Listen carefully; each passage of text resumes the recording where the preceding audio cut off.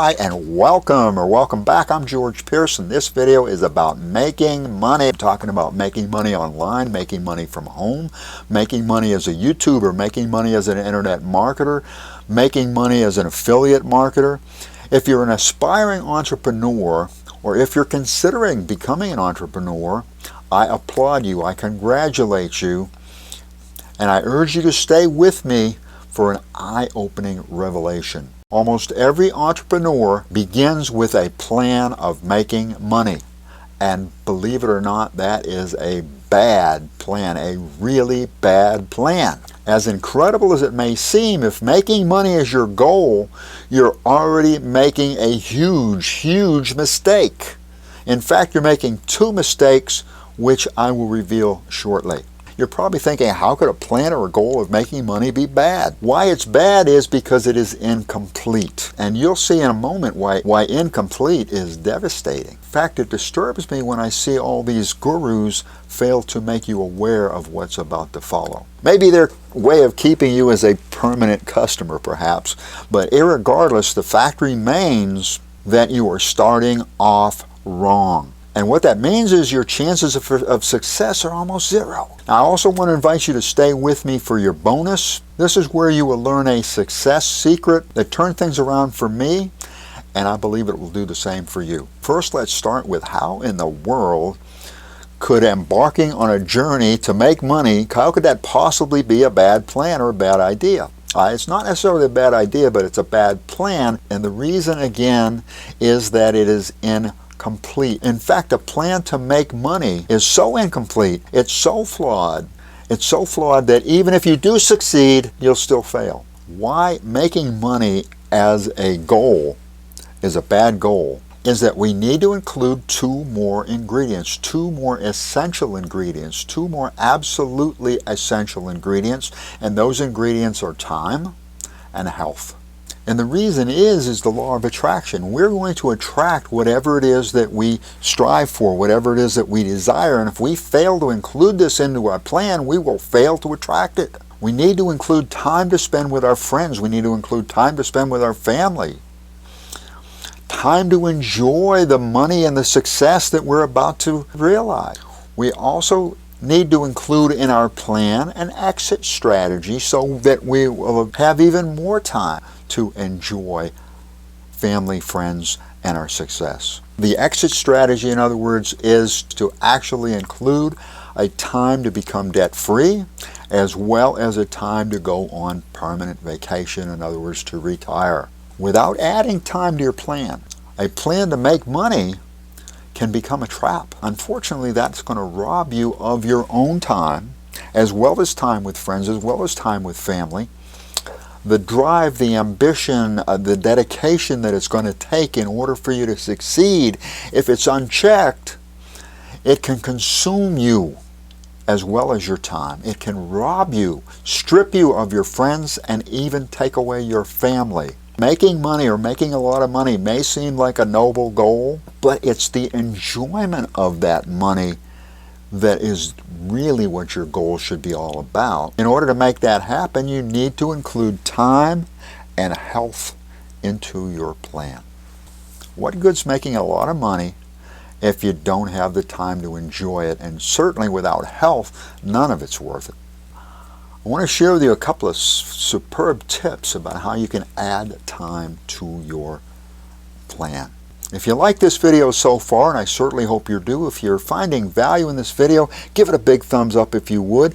Hit that like button, turn that like button black, do that right now. Thank you so much. The first time tip that I want to share with you is one that I was most fortunate to learn about at the young age of 21, and it's what I call backwards scheduling. I believe it's one of the most important success tips that I've ever learned, so allow me to share it with you.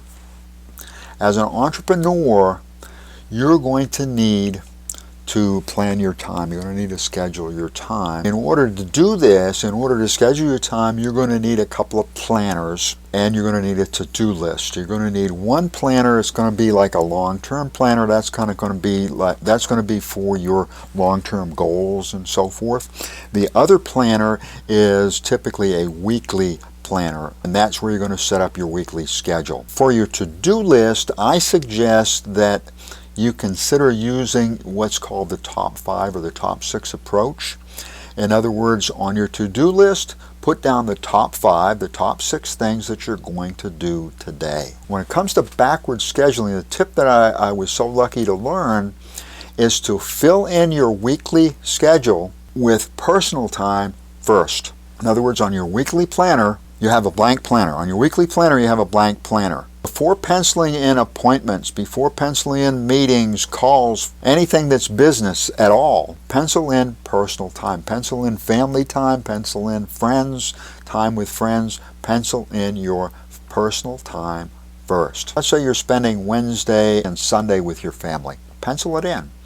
And a little added bonus, make plans. Instead of writing in spend time with family for Sunday and Wednesday, plan how you're going to spend that time and write that in. What you're going to discover is that precious family time, that most precious family time, really becomes quality time and ultimately the stuff of memories. There's a family event that you need to go to, pencil it in. If you're going to be spending an evening with friends, pencil it in. I think you get the idea. If you need a planner or a to-do list, you'll find what you need. It's totally free and it's on a site called Canva, and it's canva.com. Next, let's talk about adding into your plan an exit strategy.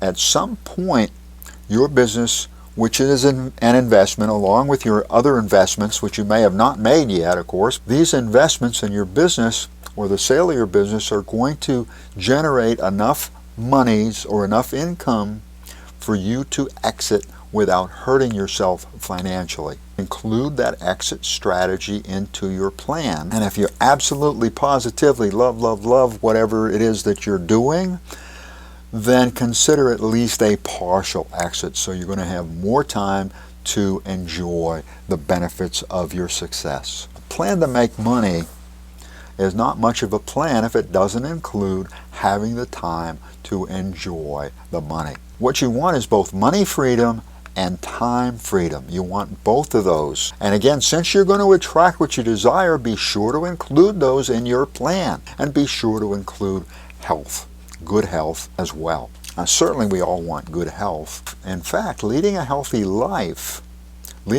lifestyle improves your success by increasing your productivity.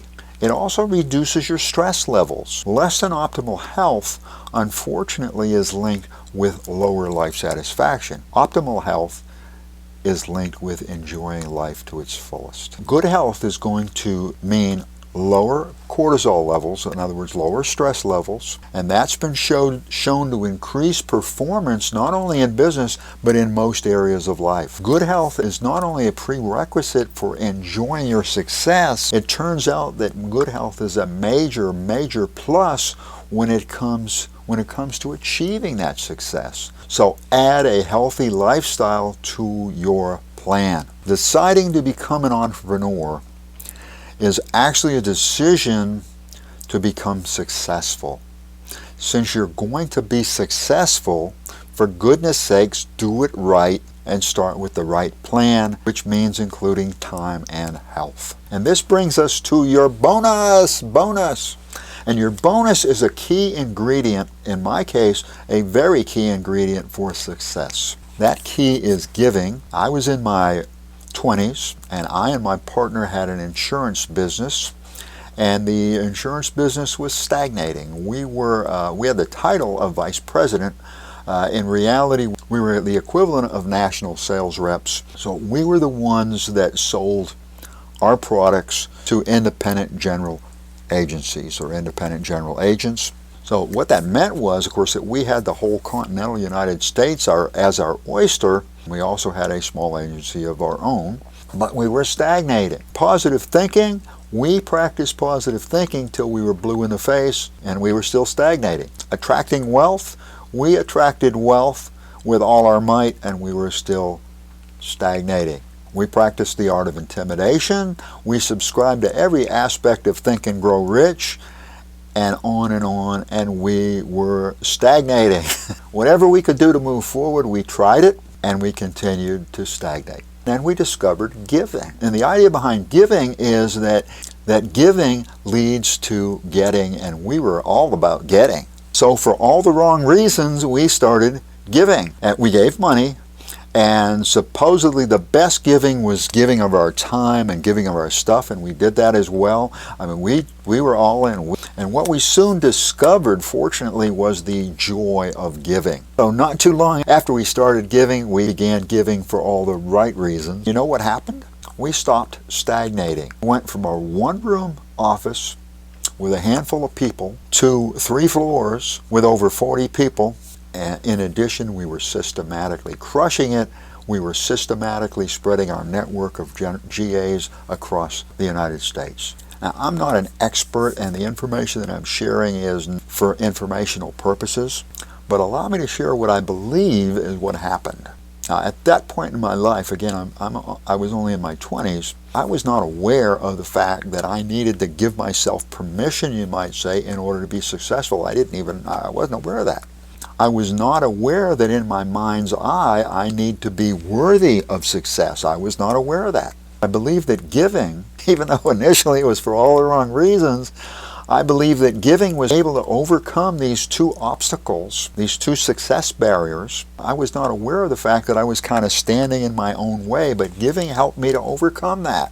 Giving not only got things moving, it also helped me to implement a partial exit strategy. At the age of 30, a partial exit strategy, which was working 4 hours a day. 30 to 35, I was partially retired. I worked 4 hours a day, made good money, enjoyed the daylights out of it, and at 35, what happened? I got married, and that kind of changed everything. But I also want to share that I was able to exercise or utilize my second exit strategy, and that was 7 years early. I went on permanent vacation, permanently retired 7 years earlier. So I got 12 years of retirement. I got 12 years of retirement that most people never, ever, ever get. Of the over 20 years of retirement that I now have under my belt, I must admit that I've been able to certainly enjoy or continue to enjoy it, and so can you. Be sure to include it in your plan. If you've not given this video a thumbs up yet, a big thumbs up, please do that right now. Thank you again. And if you like this kind of content, I invite you to join my channel and ring the bell. Smash that subscribe button and ring the bell. That way I can let you know whenever I upload a new video. Thank you for watching. I appreciate it. Allow me to wish you much success. I am rooting for you. I'll see you in the next video.